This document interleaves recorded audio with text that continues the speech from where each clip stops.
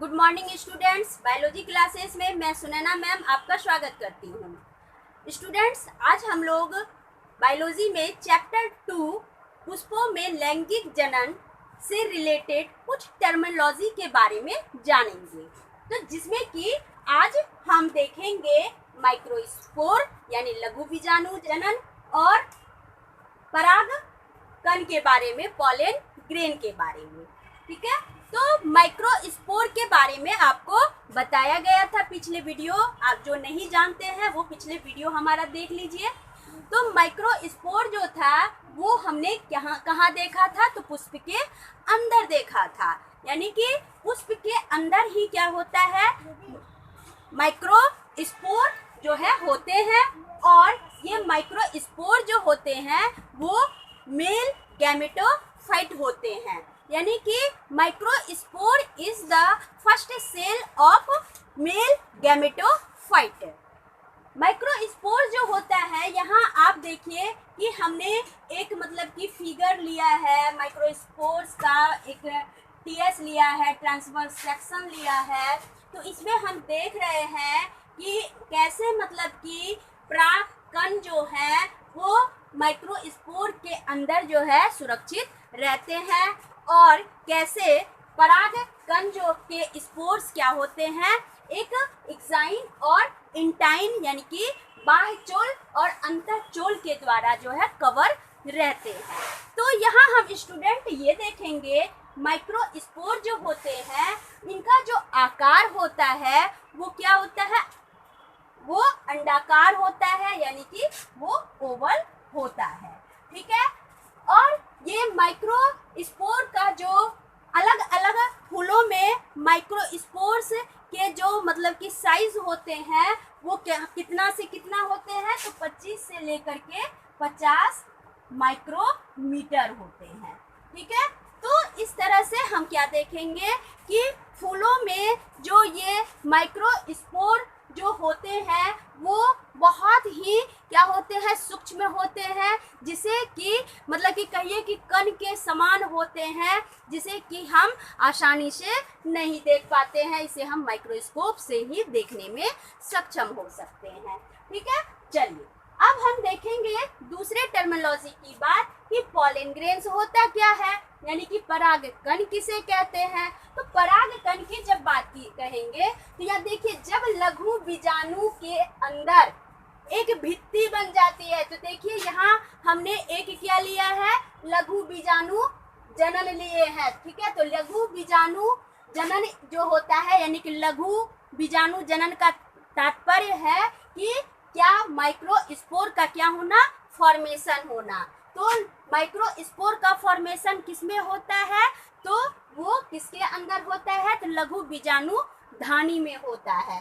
तो ये देखिए कि लघु बीजाणु धानी में क्या होता है कि इसके अंदर एक क्या होती है, परत बन जाती है। यानी लघु बीजाणु के अंदर जब क्या होती है, एक परत बन जाती है, तो उस परत को ही हम क्या कहते हैं, तो देखिए ये परत है, परत बन गई है, उसे ही हम क्या कहेंगे, परागकण कहेंगे। ये परागकण जो होते हैं एक पाउडरी मास होते हैं, एक पाउडर के जैसा चिपचिपा पदार्थ होता है जो कि किसके अंदर रहता है, तो लघु बीजाणु के अंदर होता है, माइक्रोस्पोर के अंदर होता है।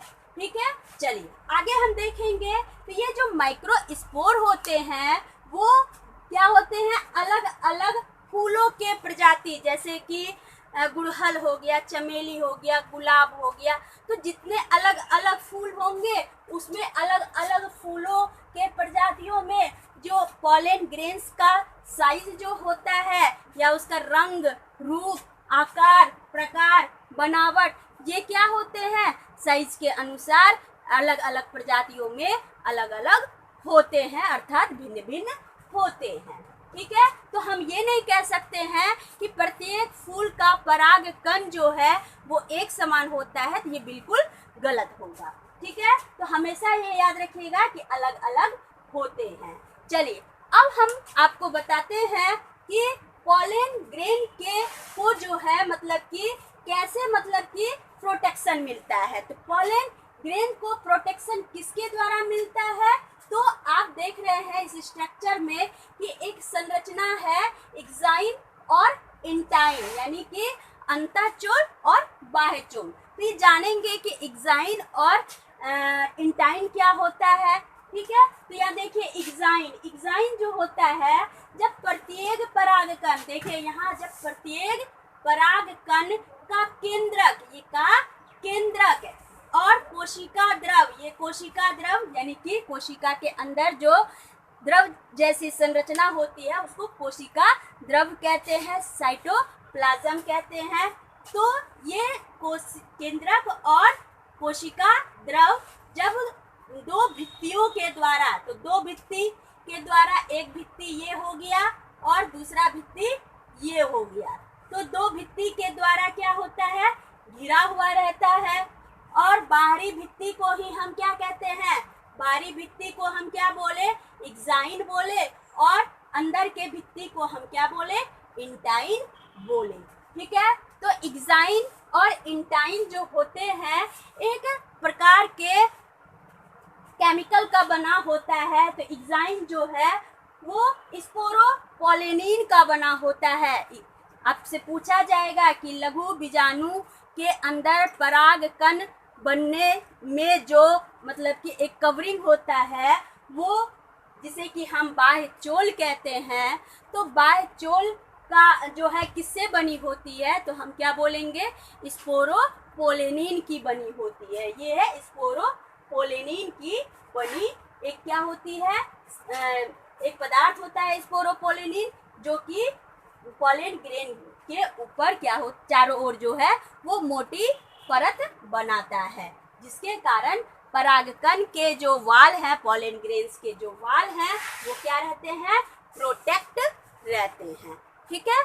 चलिए आगे हम देखते हैं कि ये जो इंटाइन है, इंटाइन किसका बना होता है, तो इंटाइन जो है पेक्टोसेल्यूलोज का बना हुआ होता है। पेक्टोसेल्यूलोज जो है ये भी एक क्या होता है, एक पदार्थ होता है जो कि लघु बीजाणु को क्या करता है, एक कौन सा सपोर्ट देता है, तो अंदर से सपोर्ट देता है, ठीक है, जिससे कि पराग कोश में परागकण क्या रहते हैं, सुरक्षित रहते हैं। लेकिन जब ये पराग कोश परिपक्व हो जाते हैं, तब क्या होता है कि ये धीरे धीरे क्या होते हैं कि पेक्टोसेल्यूलोज जो होते हैं धीरे धीरे वो खत्म होते जाते हैं, और इनकी परतें क्या होती है, ये जो आपके अंतःचोल हैं वो फट जाते हैं, और उसके बाद सारे उससे स्पोर्स निकल जाते हैं, ठीक है। चलिए अब हम क्या देखेंगे कि पॉलिनोलॉजी क्या होता है। तो पॉलिनोलॉजी होता है study of pollen and spores. तो स्पोर्स के और पराग कण के अध्ययन को ही हम क्या बोलते हैं, पॉलिनोलॉजी बोलते हैं। तो ये सब छोटे छोटे टर्म थे जो कि जानना जरूरी है और बहुत ही इम्पोर्टेंट है ये, जो कि बार बार एग्जामिनेशन में खास करके ऑब्जेक्टिव क्वेश्चन में पूछे जाते हैं। तो बिल्कुल स्टूडेंट ये सारे टर्म आप याद रखेंगे। तो आगे हम देखेंगे कि फूल के अंदर जो है नर युग्मक जनन जो होता है वो किस प्रकार होता है, और फूलों में जो युग्मक का निर्माण बनने की क्रिया जिसे कि हम क्या बोलते हैं, माइक्रोस्पोरोजेनेसिस बोलते हैं। तो ये हम जो है अब नेक्स्ट वीडियो में जानेंगे। अगर आपको हमारा वीडियो अच्छा लगे आप लाइक कीजिए, कमेंट कीजिए और ज़्यादा से ज़्यादा शेयर कीजिए। Okay bye.